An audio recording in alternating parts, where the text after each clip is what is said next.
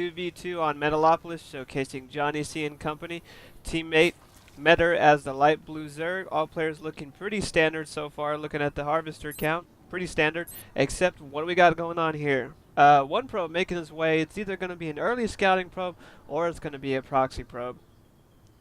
He is making his way. It looks like going to go to the southern portion of the map. Either going to head to light blue or going to go here for a proxy, or possibly bottom right corner here. And it looks like he is going for the high yield proxy. Gonna start off with a proxy pylon.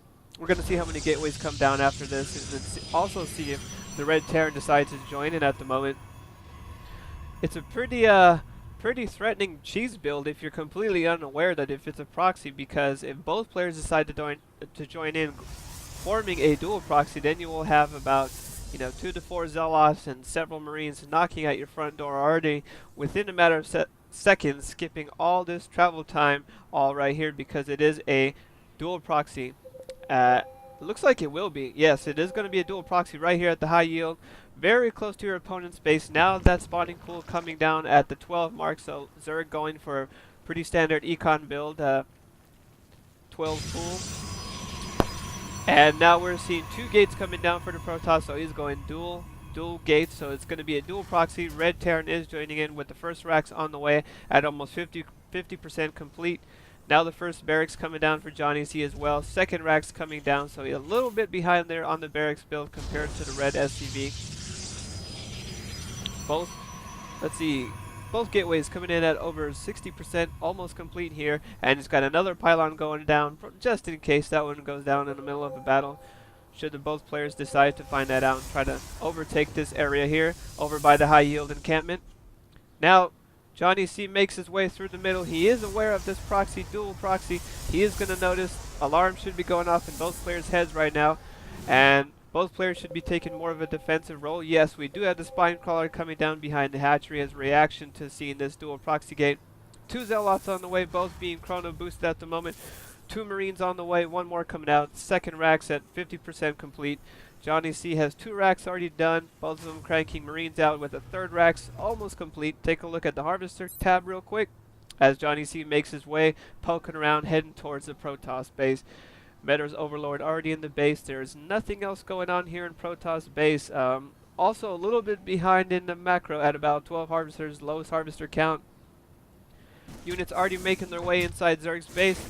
2 Zealots. I think he's going to be able to clean up this one pretty easily. No huge casualties. Couple of Zealots, couple of Lings going down. Take a look at the units lost tab. Dark blue showing the heaviest losses at about 200 minerals down.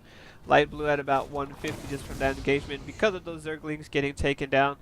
2 more Zealots, 2 more Marines just camping out, chilling over here inside Light Blue's base at the moment. He is going to reposition that spine crawler for better range and a little bit better angle. He has 2 spine crawlers down, a few Zerglings, a few more on the way. First gas coming up, and he's transitioning into roaches, which are pretty good against this kind of early pressure, especially coming from a dual proxy gateway.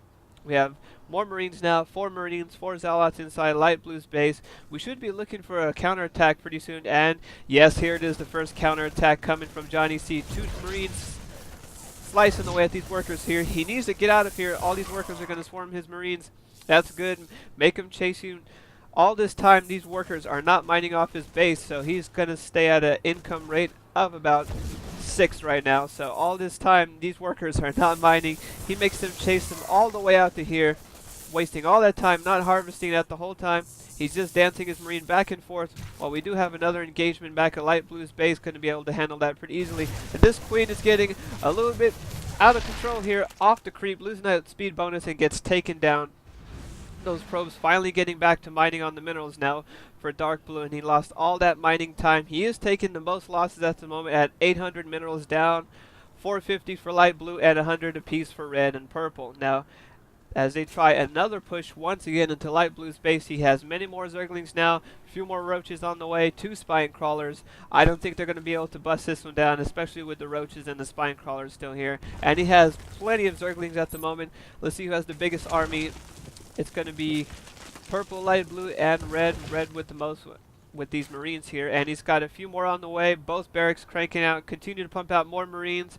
The next engagement should be any second now. Both players trying to muster up their forces. And another counterattack by the Purple Terran. Johnny C making his way into his base of Protoss, again killing several workers, and that is going to be GG. The counterattack does it in for Team Proxy, as they no GG, no shit talking, no nothing. It's just completely BM'd out of the entire game. Team Proxy does not succeed in their dual proxy, and that's how you defeat it. A good, well-placed counterattack should push back any proxy. If they completely have no defenses, no extra barracks whatsoever, not even an extra pylon, just one assimilator going, which probably at the time he was not mining any gas at the moment, so he had an assimilator up mining no gas.